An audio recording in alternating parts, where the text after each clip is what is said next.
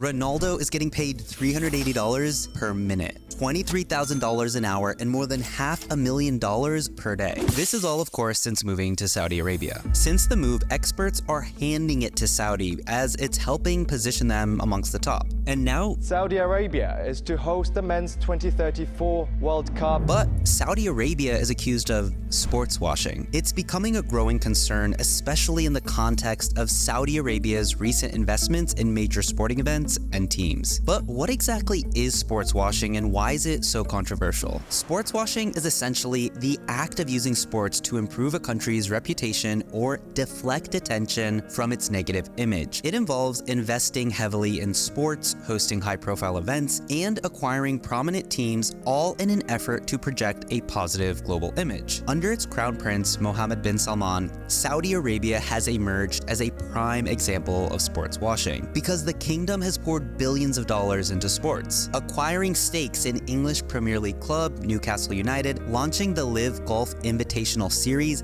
and hosting major events like the Formula One Saudi Arabian Grand Prix. The effectiveness of sports washing is a big debate. See, some argue that it can be a successful strategy for improving a country's image, but others say that it ultimately backfires and draws more attention to the country's negative aspects. The Live Golf Institutional Series is a new professional golf tour that is financed by Saudi Arabia's public investment fund. This series was criticized for its high prize money, which is believed to be an attempt to poach players from the PGA Tour. The series has also been criticized for its association with Saudi Arabia, which has had a poor human rights record. In 2021, the Public Investment Fund acquired a majority stake in Newcastle United, and that was seen as a major investment in sports washing because it gave Saudi Arabia a massive platform on the global stage. And some believed that it could undermine the integrity of the Premier League. Some people say that this is just Saudi Arabia's genuine interest in sports and its efforts to diversify its economy.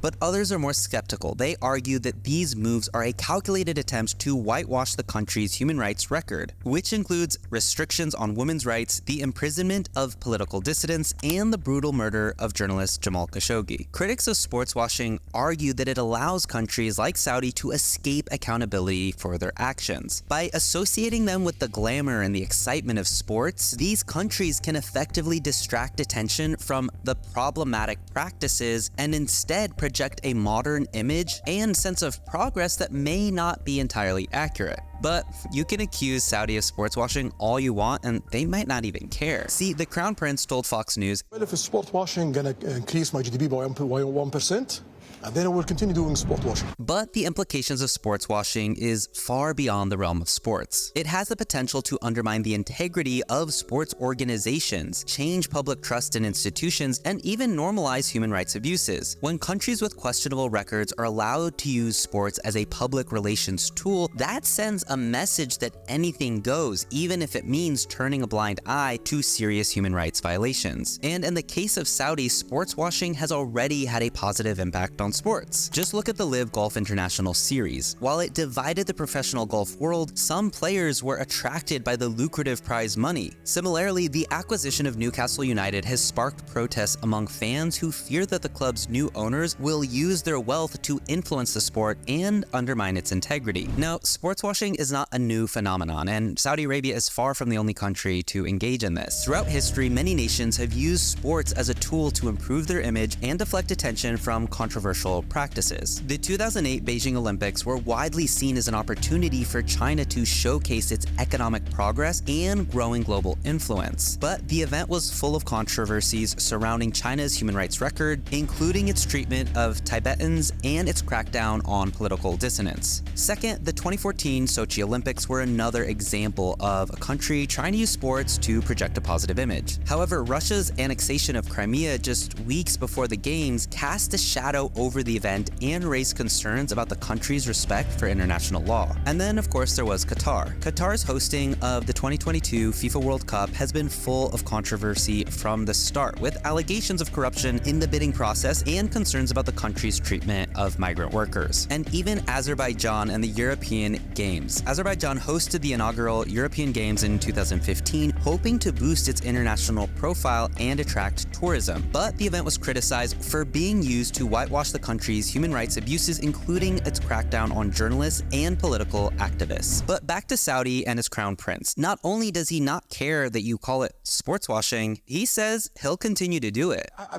don't care. I have 1% growth of GDP from sport, and I'm aiming for another 1.5%.